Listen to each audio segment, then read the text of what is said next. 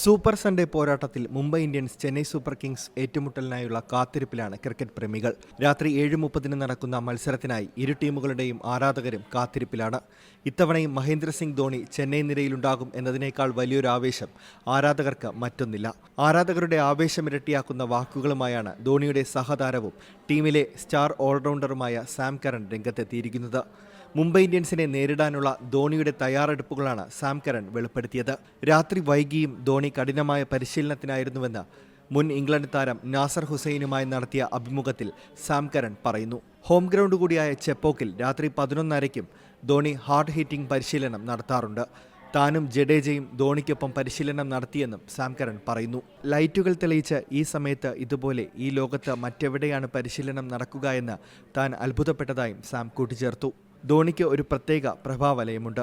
Bat ചെയ്യുന്നത് കാണാൻ പ്രാദേശിക ക്രിക്കറ്റ് താരങ്ങളെല്ലാവരും എത്തുന്നുണ്ട്. ഇവർ ധോണിയുമായി സംസാരിക്കുന്നു. അദ്ദേഹത്തിന്റെ ശാന്തതയും വെല്ലുവിളികളെ അതിജീവിച്ചുള്ള പരിചയവും എടുത്തു പറയേണ്ടതാണെന്നും ധോണിയെ സമ്മർദ്ദത്തിലായി ഒരിക്കലും കാണാറില്ല എന്നും സ്റ്റാർ ഓൾറൗണ്ടർ തന്റെ അനുഭവം പങ്കുവയ്ക്കുന്നു.